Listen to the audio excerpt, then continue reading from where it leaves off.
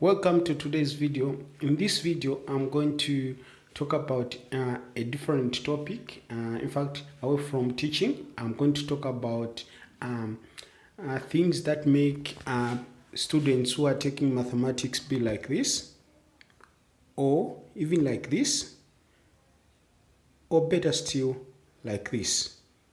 They remain puzzled. They don't know what to do. So in this video, I'm going to share with you 2 tips that will help you to solve any mathematical problem. So in this video, I'm going to talk about 2 skills that will help you to solve any mathematical problems. So watch this video up to the end, as I'm going to share with you 2 skills that you need to possess in order for you to solve any mathematical problem in an exam, in an exercise, or in class, or when you are doing a presentation. So watch this video up to the end, and also I'm going to give you a bonus at the end, which will be also very, very important, that you need to know the bonus so that it can help you to solve mathematics with easy. Okay, so after this video, I expect you viewers to be like this one: solve mathematics with a smile. Okay, and let's get it started with the skills that you can possess. Okay, so the first one is you need to be good with mental arithmetics. Okay, you need to be good at mental arithmetic. Okay, being good at mental arithmetic will help you to solve questions. If you don't know what mental arithmetic implies here is, you're able to use your head to multiply, to add. Okay, there are some people, when you ask them to say 7 times 8, they would want to use a calculator for them to find or count using fingers, such as 7 times 8. They need to use a calculator. So you need to improve on that. And what you can do to improve that, you're going to have a game with your friends where you get the multiplication table, which is at the back of many books. If you're in grade 12, maybe you don't use such books. You can even buy one, or you can just ask your younger brothers or ever to find one for you. And then you start playing games. Like you start asking each other 2 times 2. You start from the smallest, 2 times 2. Then the other one is giving answers without looking at the paper. You sharpen that. Sometimes you just even do addition. Okay, you just do addition. Even alone, you can just ask yourself to say 23 plus 21. Then you find the answer. Then you check by counting or doing anything. You can do that. You can have a set of 10 questions. You try to solve them, and then you check for the answers later on. If you do this, you are going to find that you're going to solve mathematics like this girl on the picture. She's solving mathematics with ease. She's not using calculator, as you can see, so even you can be like her. Okay? All right? Or you can be like this gentleman here, solving mathematics with ease, without a calculator. Okay? And you can see that's a log. That's a logarithm she is solving, but you can see he's doing it with ease. Okay?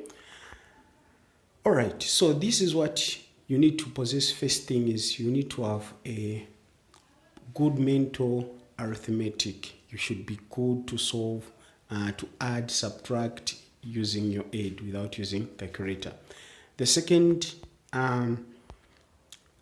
skill is you should know how to change the subject of the formula. Okay? I know you may be asking, what is the importance of changing the subject of the formula? There are a lot of questions where you deal with changing the subject of the formula. There is no topic I can single out in mathematics that does not need changing the subject of the formula. It can be matrices. It can be anything, angles. It can be anything. You need any topic. Let me just say any topic.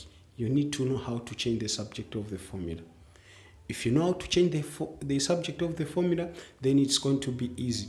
I've seen a lot of students make mistakes when it comes to change the subject of the formula in a certain equation. Okay, they want to find the value of x. Now, to move x from maybe one side of the equal sign to the other one, it's a difficult task for them. Or even when they have got a fraction in an expression and then they need to solve for a letter which is now involved in a fraction, for them just to get rid of the fraction, it's very difficult for them to do that. So the other skill you need to possess is changing the subject of the formula. You should be good at this. If you have these two skills, the one I mentioned earlier on and this one which I've mentioned now, I'm telling you, you may do well in an exam. At least 40% of an exam will be done. Okay? If only you have these skills of 1, mental arithmetic, 2, changing the subject of the formula, you find that even if you have got questions that needs you to do a lot of working like this guy, or you have got a question or the task needs you, doesn't involve maybe doing a lot like this one, or the one which is on the middle, the one which needs also a lot, you find that you are going to do well if you know how to change the subject of the formula.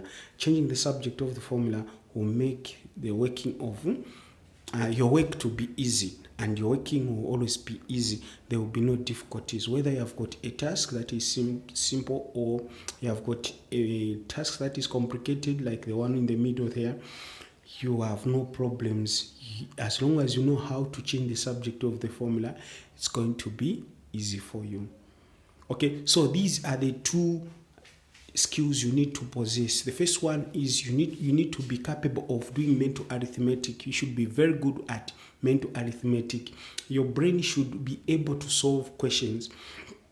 When you use a calculator, it should be leading on big numbers, but simple numbers like 8 times 8, 8 times 7, 4 times 2, 72 minus 43, you are able just to use your head and get the answer. This will also help you in an exam to be fast, as well as to boost your confidence. Imagine being given a question that need you a lot of working and you just come and fail because the answer you got, instead of 24 you got 25, and then they give you the wrong mark, but all the stages you did very well. It's very painful. So you should possess one, the skills of doing mental arithmetic. You should be good at mental arithmetic. And the third one is you should be good at changing the subject of the formula.